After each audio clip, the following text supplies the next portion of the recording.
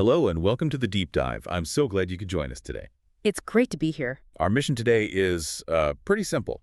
We're going to look at a news story from Romania. And while we do that, we're going to learn some really important English words about work and money. That's right. And I'll be here to help explain some of those difficult words and, connect the ideas together. Perfect. So what's the topic? To put it simply, teachers in Romania are unhappy. They're protesting. A big protest. Yes, we're going to look at why they're unhappy. And also what they plan to do about it. And as you listen, you should listen for 4 special words. We're going to talk about fund, block, salary, and unions. Great. So let's start with the basics. Many teachers in Romania are protesting. What does that word protest really mean here? Good question. To protest means to show very publicly that you are unhappy with something. So it's not just complaining to a friend. No, it's organized. You're showing the government or a company that you disagree and you want to change. Okay, so why are they protesting? What's the problem? The problem, like it often is about money. The government, the prime minister's government, has a new plan. A plan to do what? A plan to cut money for schools and for universities. Cut money. So to spend less money. Exactly. Specifically, their plan is to reduce something called the salary fund by 10%. Okay, let's stop there. That sounds important. Salary fund. Let's break that down. First, the word salary. Can you explain that? Of course. A salary is the money you get from your job. Usually, you get it every month. It's your pay. Simple enough. Okay, so what about the word fund? A fund is... well, it's a collection of money for a special purpose. Like saving money to buy a car. That's a type of fund, yes. In this case, the salary fund is all the money the government has saved just to pay teachers. I see. So the government has a big pool of money just for teachers' pay. Right. And they want to make that pool of money 10% smaller. Exactly. You can see why the teachers are worried. I can. So let's talk about that. What are the teachers saying? Well, their main point is that education in Romania already has little money. That's the phrase they use. So they're saying the system is already poor. Yes. They're arguing that there's no extra money to cut. They need every bit of it. What happens if the government does cut the money? What are the consequences? This is where our next vocabulary word comes in. The university leaders say these cuts will block their income. Block. B-L-O-C-K. What does that mean, to block something? To block something is to stop it from moving or happening. Like when a big rock blocks a road, cars can't pass. So this plan will stop money from flowing to the universities. Precisely. And that causes 2 huge problems. Okay, what's the first one? The first one is obvious. It's hard to pay salaries. If the money is blocked, you can't pay your workers. Right, people can't get their paychecks. And the second problem is about the future. It makes it very hard to support research. Ah, research. That's a big part of what universities do, isn't it? A very big part. Research needs money for labs, for equipment, for new ideas. If you block the income, the research stops. So this isn't just about teachers' pay today.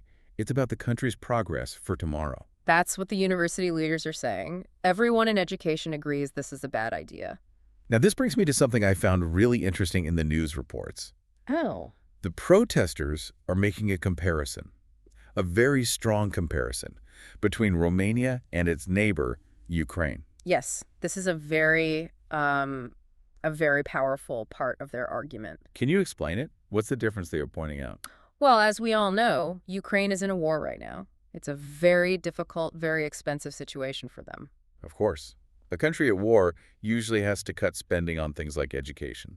You would think so. But here's the surprising thing.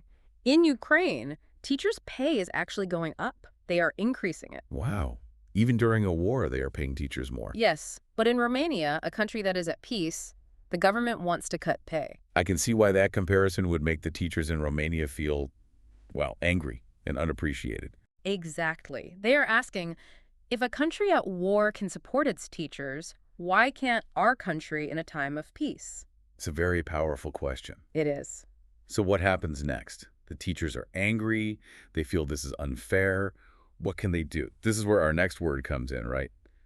The unions. Yes, the unions. So what is a union? It's a group, an organization that protects workers. Like a team for all the teachers. A perfect way to describe it. A union speaks for all the workers together. One voice, but very loud. And what are the unions planning to do? They have a few possible actions. First, they might strike. Can you explain what a strike is? A strike is when workers stop working to protest. So teachers would not go to school. They would stop teaching. That would cause a huge problem for the whole country. It would. And that's why it's a powerful tool. But before they strike, they're trying something else. What's that?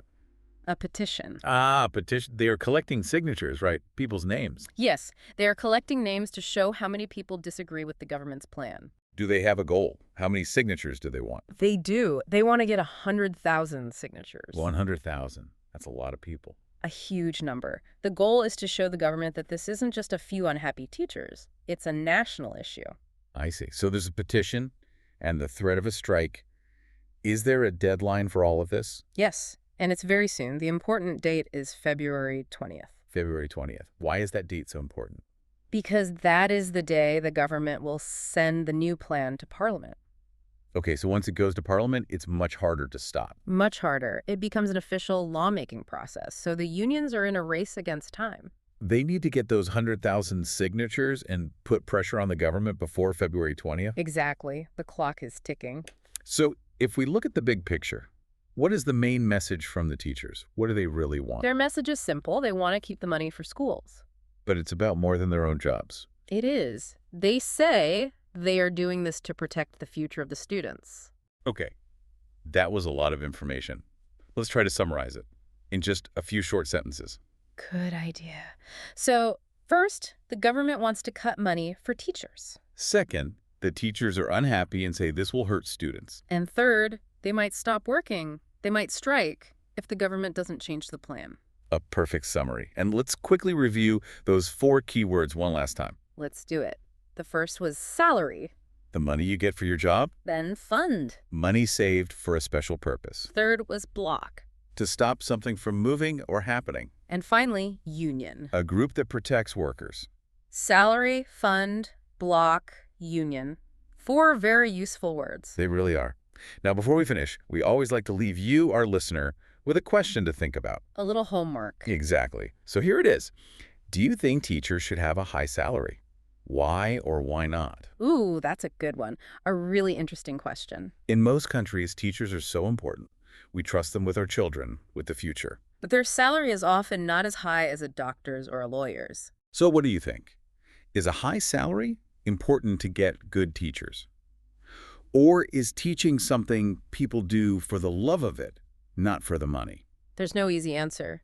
And as we saw today, in Romania and Ukraine, different governments have very different ideas about this. That's right. So think about it. And maybe try to discuss it using the words you learned today. That is the best way to practice. Thank you so much for joining us for this deep dive. It was a pleasure. Keep practicing your English, and we'll be here to help. We'll see you next time. Goodbye. Goodbye, everyone.